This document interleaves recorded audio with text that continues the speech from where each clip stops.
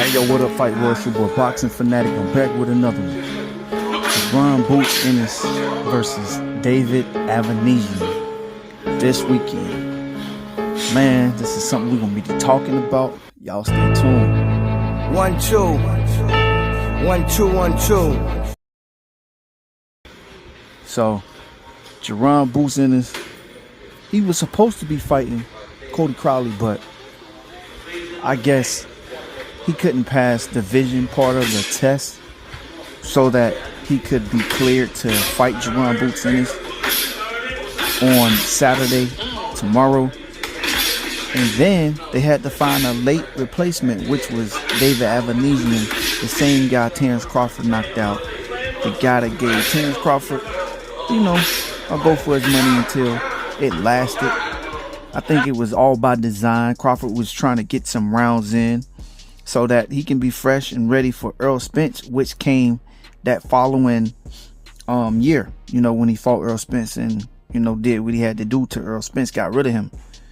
Knocked Errol Spence down 4 times in that fight, which I felt like he shouldn't have to be able to take all that punishment. I still don't think Errol Spence will be the same. He's supposed to be fighting Sebastian Fundora in October, which I'm taking Sebastian Fundora in that fight. But Ennis, I know they're going to be comparing this fight to Terence Crawford fight. I think David Avalanche is, I don't want to say he washed up, but I just think that he's damaged goods, being that he took that hellacious knockout by Terence Crawford. Now, if Ennis can't do what Terence Crawford did, yeah, they're going to be trying to compare.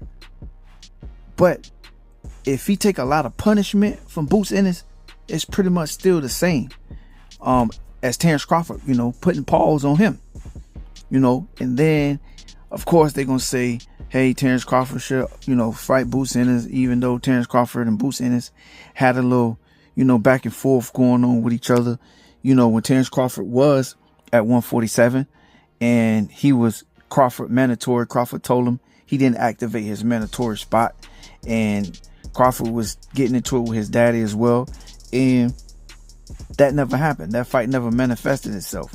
So Crawford moves up to 154. He got a fight with Israel Madrimov. A lot of people think Israel Madrimov is going to beat Terence Crawford. I beg the difference. I don't want to say it's going to be light work.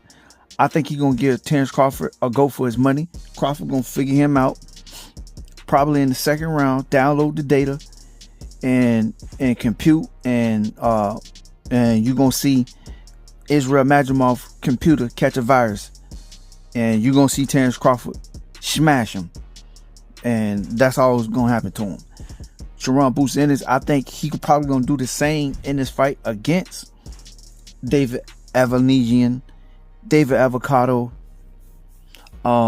David Avalanche. But I just see Ennis doing some spectacular things in this fight. And I'm about to roll this clip of Ennis, preparing for this fight and sparring, getting ready for David Avanesyan. I'm about to roll this clip. Roll the clip.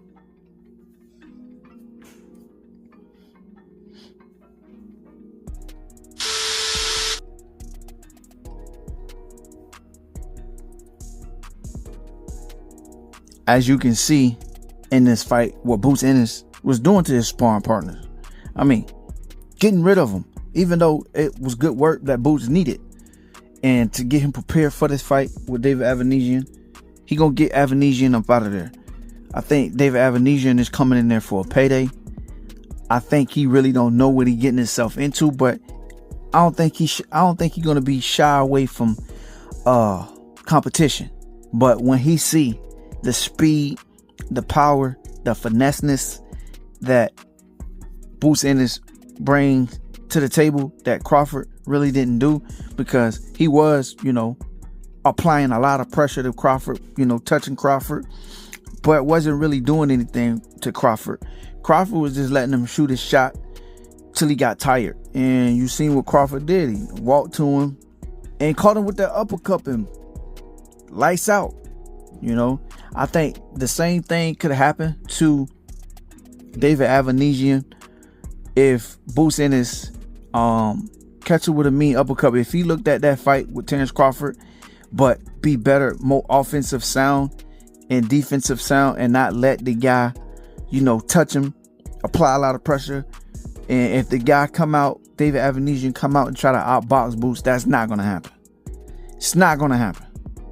I don't think he's gonna be able to land the shots that he was landing on Crawford on Boots, because Boots is defensively sound as far as, you know, moving his feet and moving his head and being more offensive sound and letting his hands go and keeping David Avanesyan at bay with the jab and combinations and speed and fineness and everything else that's gonna bring to the table, that Boots is gonna bring to the table.